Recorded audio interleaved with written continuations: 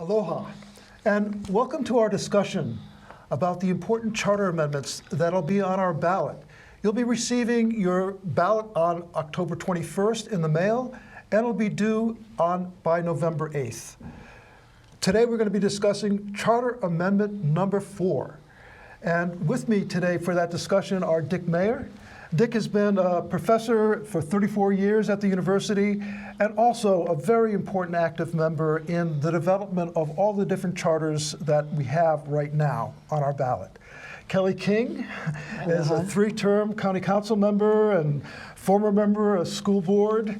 And also we have Noelani Ahia, also with us today, who's also running for county council. Yes, so I am. It's so great. Nice to have you with us. And again, our discussion is on Charter Amendment number 4. Dick, if you could just kind of give us an overview of the importance of this and how it affects our overall governance. Well, we have 34, 35 different boards and commissions in the county. Probably the one that gets the most attention and may have the biggest effect on our residents and on the future of Maui is the Maui Planning Commission. We also have planning commissions on Molokai and Lanai that deal with issues on their island. And this one that we'll be talking about today will be primarily about the one that affects Maui Island, the Maui Planning Commission. Maui Planning Commission does many things. They look at individual projects. When a developer comes in and says, I want to put up a housing project in this area or industrial project in this area, they may have to pass certain criteria and meet the law, and the Planning Commission will review it, take testimony, and make decisions. But there are some other things that it also does. 2 areas where it has tremendous jurisdiction. One is with regard to the shoreline management areas. The Planning Commission, Maui Planning Commission, is given the authority to make final decisions on things that are in the shoreline management area. Their decision is final. It does not go as a recommendation to the council or to the mayor. So what they do is extremely important, and we want to make sure we have the best people possible to do that. They also review community plans. So for example, right now, the South Maui Community Plan is just beginning its process, and in about a year or so, their decisions will be finalized and the recommendations will be made by the advisory committee from South Maui. But then it goes to the Maui Planning Commission, which will review it and see how does it interact with the Maui Island Plan, with the best interests of the whole island of Maui, etc. And they will make a recommendation to the council for adoption or not adoption of that community plan. And that will happen then later on with Central Maui, Upcountry, and the other districts of Maui County. So we want to make sure we have the best people on there, but we also want to make sure that we have people representing each of the areas of the island. In the past, a problem has occurred where an item was being discussed, let's say in Haiku or in West Maui or wherever, and there was no member on the Planning Commission from that area. And yet the Planning Commission was deciding an important issue to the residents in that particular part of Maui. And so this amendment that's being put on the charter, on the ballot, Charter Amendment number 4, which I hope you will vote yes for, will require that each planning commission have members from all of the residency districts of the county council. In other words, we have on Maui 7 residency districts on the island. Each residency district will have a member on the Maui Planning Commission, and that's extremely important.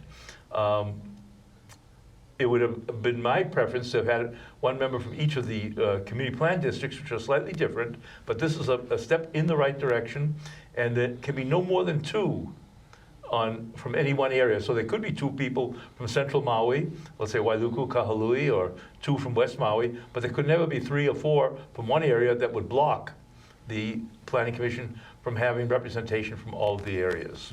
And perhaps Kelly could add some ideas to that. Well, Dick, you and I were on the same page, and I think Paul as well, going through the Charter Commission process, that our preference was for a charter amendment that would have given each community plan area its own planning commission. That's one of the things, that's what's really missing right now. Molokai has its own planning commission. Lanai has its own planning commission with, less than 7,000 people, residents. we have the bulk of the residents on Maui, and we only have one planning commission for all the other 7 council district areas. So very often we haven't had representation from all districts. So this is a step in the right direction. It doesn't go far enough, in my opinion, because we have had, just from as a South Maui representation, we have had a member from South Maui on the Planning Commission, and yet we've still had decisions made that were against the general public. Maybe 90% of people in South Maui coming in testifying against a particular development, and yet the Planning Commission, the Maui Planning Commission, will pass it. They've given exemptions and extensions on SMA permits without, of course, council has nothing to do with that, so we have no way to object or to require additional. And I'll give you an example, because the SMA permit was extended for the Hilton, which we all know as the old Maui Lu. That allowed them to build on the Makai side of South Kihei Road, a building on the beach right now with what we know about climate change and sea level rise and erosion. Should not have ever been allowed, but that the council had no say in that. So the Planning Commission does, as Dick said, have a very important role in the community, makes very finite decisions in some respects that nobody can undo. So so of course, we were lobbying for the council to put in a 4A, which would have given us a planning commission in each residency area, or at least each community plan area. So that would have been maybe 1 for Central, and then 1 for South Maui, 1 for West Maui, 1 for Upcountry. And barring that, having 1 member is a step in the right direction, like you said, but it was disappointing that we did not get the votes on the council to put the real meaningful version of this charter amendment on the ballot this year. It's an improvement, but a baby step. I agree. It is a baby step. But it's amazing when I look at the planning department and then the repercussions that happen because of their ill-informed or maybe decisions that do not support our community at all. They support developers or big money interests, but they certainly don't support then our local issues and needs. Kihei is a great example, I think. And look at the legal battles that happen because of that and the repercussions. I mean, it just seems so dysfunctional in so many different ways that we're not having this representation, nor having people on that boards and commission, that especially the Planning Commission, that really understand our local area, understand the local needs, are communicating to local residents about their concerns, and yet that's not been happening. And more importantly, we have to live with it. If the roads that get built, the additional infrastructure, the developments that get expanded, the effects of climate change, we're living with that. Yeah, the island of Lanai, with 3,000 residents, has a 9-member planning commission. Molokai, with 7,000 residents, has a 9-member planning commission. Central Maui, Wailuku and Kahului, with 60,000 people living in Central Maui, Waihee, Waikapu, Kahului, Maui-Lani, etc., has no planning commission. Upcountry, no planning commission. South Maui, no planning commission. West Maui, with all of them having many more people than the islands of Lanai, Molokai, and no ability to guide their own communities.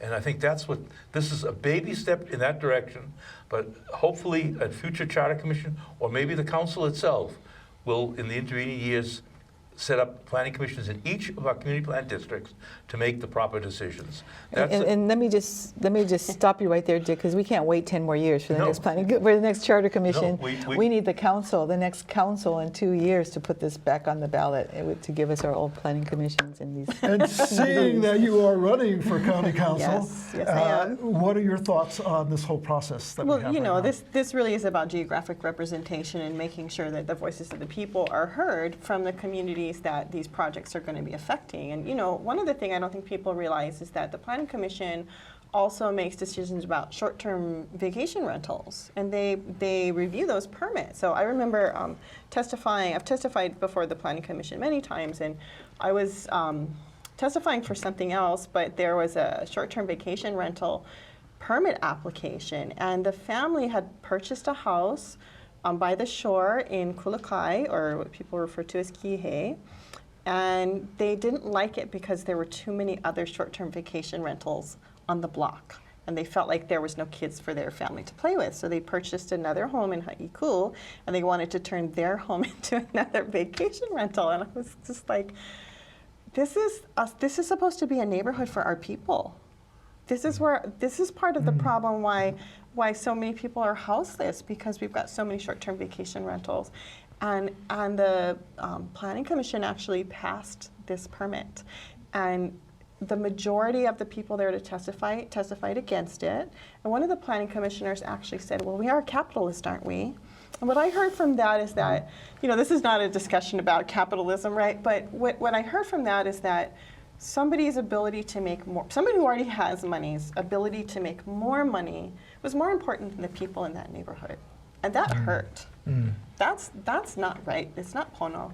And so having more representation will, start to shift that dynamic, because largely what we've seen on the Planning Commission is people involved with the visitor industry, the construction industry, Developers. real estate and developers, and all of these folks have some type of financial interest in these projects moving forward.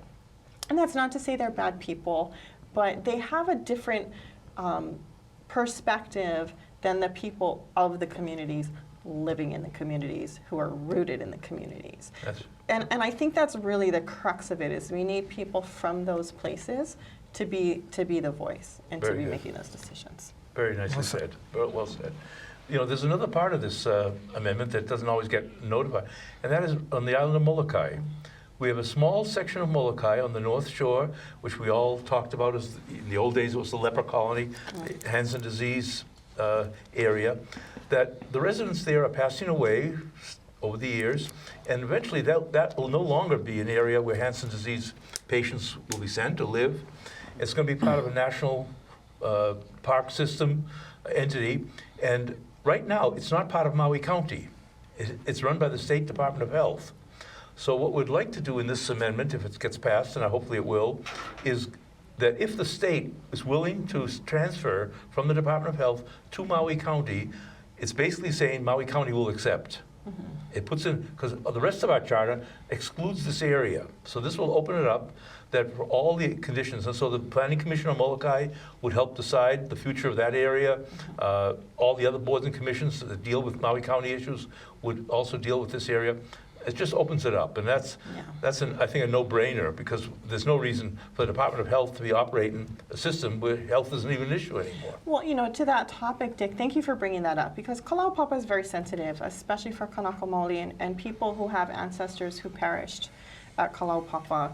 And it's really important that the people of Molokai and the families and the descendants of the people who perished there have a voice in what happens going forward, and that it's not just left up to the state. It really doesn't belong in the Department of Health anymore, as you said. But the people from that area should be the ones to determine what's going to happen with that area moving forward, and how it's going to be honored and how it's going to be respected. Yeah, we hope the legislature will make it possible to transfer it, that area, planning-wise and for all the other issues, to the County of Maui, and it will now be added to the rest of County. It has its own name, Kalawao County, but they elect state offices. They do not elect county things. So anybody who lives there is actually part of the state electoral district, but not part of the county. And I just want to add on to that it's such an integral part of the ecosystem on that whole island.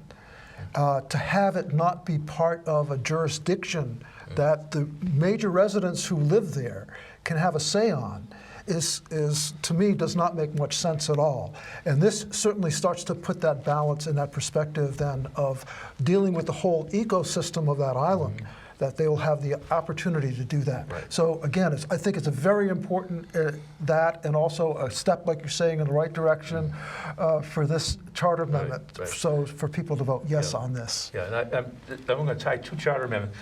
Charter Amendment 10A will decide on how people get selected, and this planning commission is probably, in my estimation, really the most important of all of our commissions. And it will now, if 10A gets passed, and I hope it does, they will be appointing people to the Planning Commission that will create a better balance, not just geographically, but also in the terms of the quality that we have, so we do not have only one side on the Planning Commission. We have people who represent environmental issues, housing issues, all the Cultural different issues on the issues. island. So hopefully the Planning Commission will be upgraded in its quality. And you know, one of the things that- I speak as a former